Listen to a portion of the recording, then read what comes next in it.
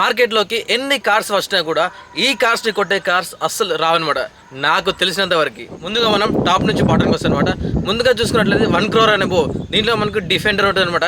ఎన్ని కార్స్లో వచ్చినా baby defender అని, బడ్జెట్ డిఫెండర్ అని, ఇలా ఎన్ని డిఫెండర్స్ వచ్చినా ఈ డిఫెండర్ని కొట్టే కార్ మార్కెట్లో ఇప్పటివరకు ఏది రాలేదన్నమాట. నెక్స్ట్ మనం 90 lakhs అయిపో ఇందులో మనకి మెర్సిడెస్ ఈ క్లాస్ అనమాట.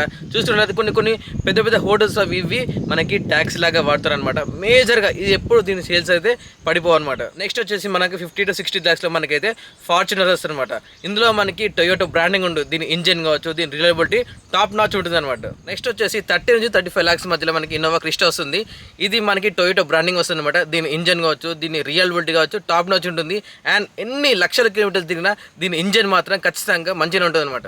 నెక్స్ట్ 20 నుంచి 30 lakhs మధ్యలో మనకైతే హుండై నుంచి క్రీడా ఉంటుంది. ఒక ఎస్యూవీ సెగ్మెంట్లో ఇది ఒక మాస్ అని చెప్పొచ్చు. ఎప్పుడు కూడా దీని సేల్స్ అసలు పడిపోవు అనమాట. అండ్ నెక్స్ట్ వచ్చేసి మనకి 10 to 20 lakhs మధ్యలో మనకైతే నెక్సా వస్తుంది అనమాట. దీని బ్రాండింగ్ చూసుకున్నట్లయితే టాటా వాళ్ళది కావచ్చు. దీనిలో మనకి 5 star రేటింగ్ ఉంటుంది. దీని సేల్స్ మార్కెట్లో ఎప్పుడు పడిపోవు అనమాట. అండ్ 10 lakhs బడ్జెట్లో మనకు వచ్చేసి మారుతి నుంచి స్విఫ్ట్ డిజైర్ అండ్ వ్యాగనర్ ఉంటుంది అనమాట. దీనిలో మేజర్ ప్రాబ్లమ్ వచ్చేసి మనకైతే బిల్డ్ క్వాలిటీ అనేది బాగుంటుంది అనమాట. కానీ దీని మెయింటెనెన్స్ చాలా తక్కువ అండ్ ఎక్కువ మైలేజ్ కూడా ఇస్తుంది అనమాట. అండ్ ఇందులో మీకు ఏ కార్ అంటే ఇష్టమో కామెంట్ సెక్షన్లో కామెంట్ చేయండి. అండ్ వెళ్ళే ముందు ఛానల్ని ఫాలో చేయడం అస్సలు మర్చిపోకండి.